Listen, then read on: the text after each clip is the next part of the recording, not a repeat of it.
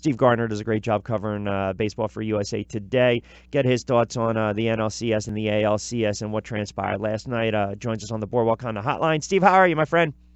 I'm good. A little worn down after that couple of marathon games the last couple of nights. But, yeah. Boy, it's exciting baseball, man. Yeah, it's a shame that these games start at goofy times, and can we get them on national TV? I don't need the Dodgers start at 5:05 or 5:03. Alex Bregman wants to be in prime time. Hey, so I hear he got his wish last night.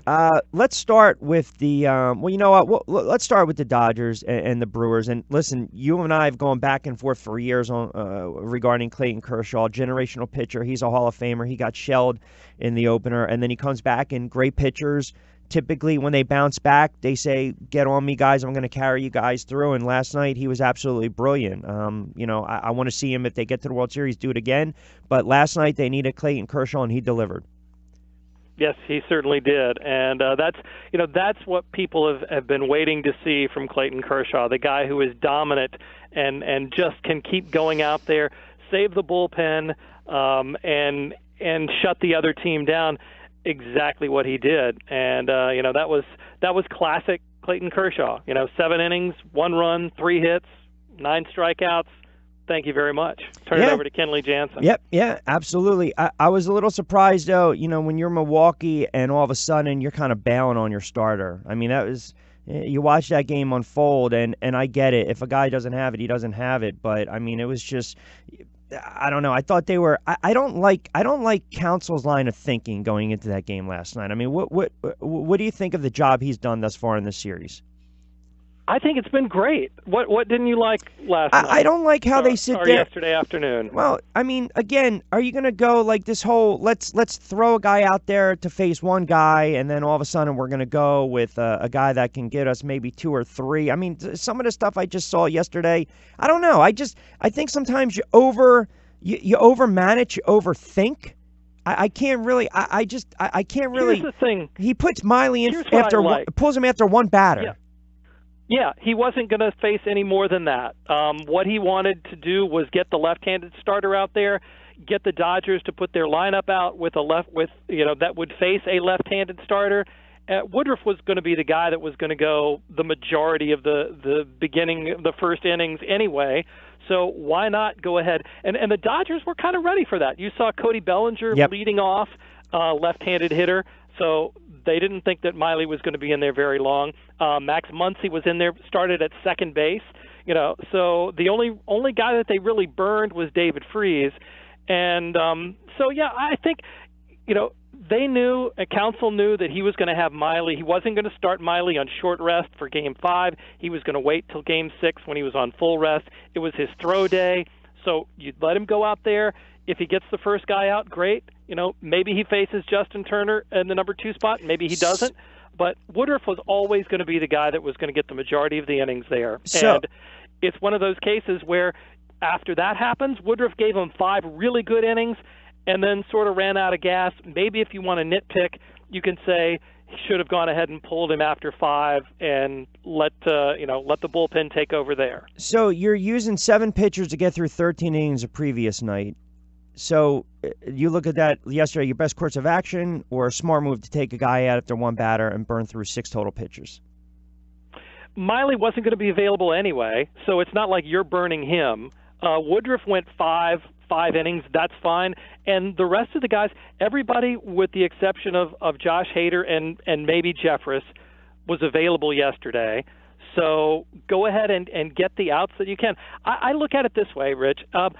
I think, and Counsell seems to be managing this way, you want your best pitchers pitching the most innings in the highest leverage situation.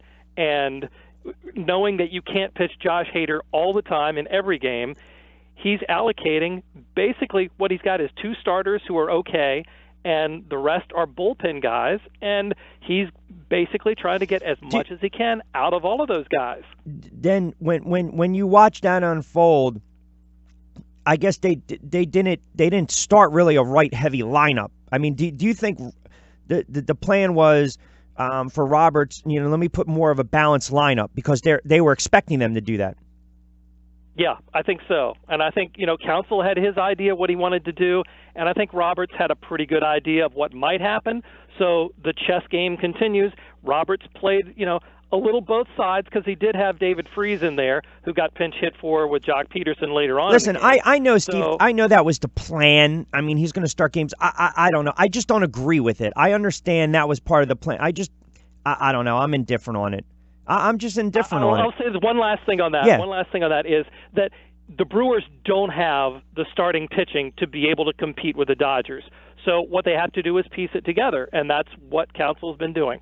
All right, that's a fair point. I respect your opinion on that one. I do. We'll move on. Do you still think the Brewers have a shot here? Because Miley's going to go in Game 6. Do you think, can they extend the series? Can they force a Game 7?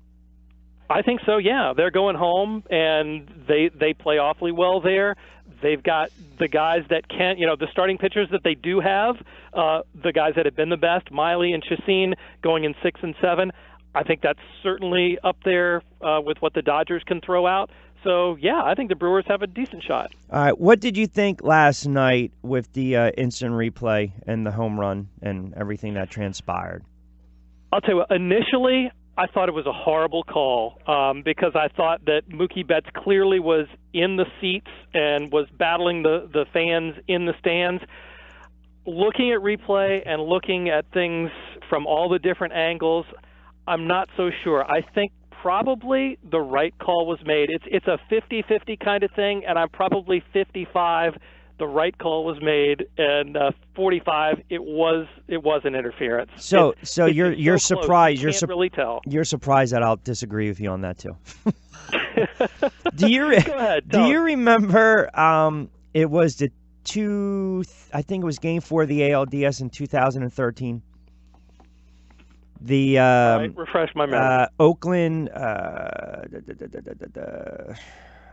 and Detroit. Victor Martinez, when he drills the right field, Reddick looked like he had a beat on the ball, and then the fan reached over the railing and interfered. That was crystal clear case of fan interference. Martinez should have been called out. So, again, no replay system in place. So, again, it was a blown call, yada, yada. Last night, again, that is a fair ball. Basically, that's fair game, that ball, because you have the outfielder going in basically over the rail into the stand, so to speak, where the fan wasn't reaching over the rail into the stand. So, therefore, to me, I don't think it's interference, and I think it should have been a home run. I think it looked to me, and from all the angles, it looked like Mookie Betts was in front of the wall when he jumped.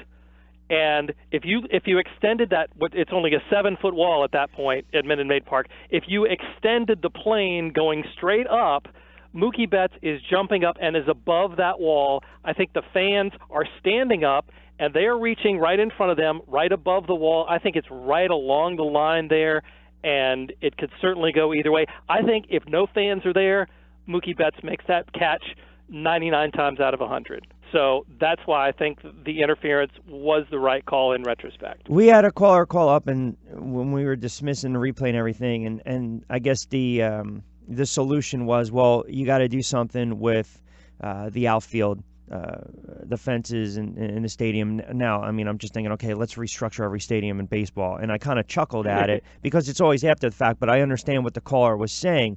I'm just going by the rule. By definition, and again, we can probably argue this all day long.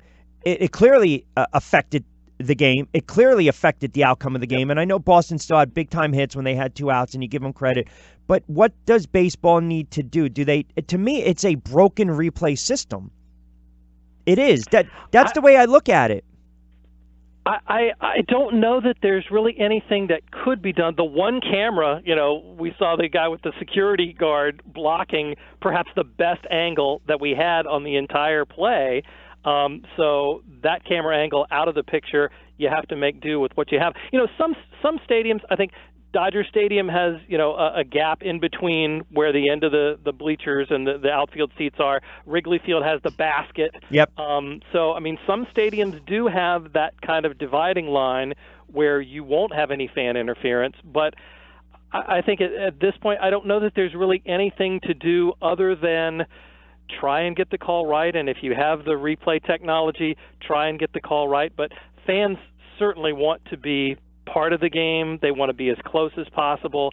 And I don't know that we need to. It was a terrible call, certainly for Houston. Bad luck there. But I don't know that there's anything that we can do or should do to change what happened last night. And at the end of the day, the Red Sox are up 3-1. They got the Astros on the brink, and the Red Sox have had timely hitting, clutch hitting. They really haven't had to worry about that bullpen imploding when you really think about it. I mean, last night, okay, Kimbrel comes in, kind of earns a shaky 6-out save, but again, you had a great throw, a rocket throw from Betts. You had the nice catch off the Bregman sinking liner as well. The Red Sox are getting the timely hitting. They're playing defense. You give them a credit. They were down in the series. They ripped all 3 in a row. I don't know if a game like that last night basically takes all the air out of the Astros sails. I really don't know. I mean, if they're battle-tested, they're defending World Series champs, you're not going to go out on a whimper. And I just don't know a game like that last night. To me, it's hard to come back from. It is, but momentum in the playoffs is such an incredibly fickle thing that Justin Verlander on the mound, he could go out and throw a 3-hitter. Yep. And all of a sudden you're saying, oh, wow, the Astros now only down 3-2, going back to Boston. Well, plus Price. Price is on the hill. Yeah. So. he can quiet a lot of people with a gem. I can tell you that right now. Yeah, we could have the Clayton Kershaw, David Price redemption tour in the World Series. It's very possible if he goes out and eliminates the Astros in Game 5. So, but again, it just takes one big play, and all of a sudden you're like, oh, my goodness. These guys have the momentum. They're on a roll, and anything can happen. It's what I love about the playoffs. It's one of the things, at least. You think the Astros extend the series or Boston close them out? No, I think Verlander will be masterful as usual, and or Astros Price will implodes. get the win, and we'll see. We'll see what happens back at Fenway. All right, my friend. I like when we disagree. It's good. I enjoy that. I do too. You have an opinion. It's not fun when we always agree with stuff. All right. Well, listen. Enjoy it. We will talk next week, and I'm sure we will. Hey, we're gonna have a World Series to talk about, so it'll be very interesting. Always appreciate a couple Yes, indeed. moments. All right, Steve. Thanks, Red. All right, you got Take it. care. Be well. Steve Gardner from USA Today.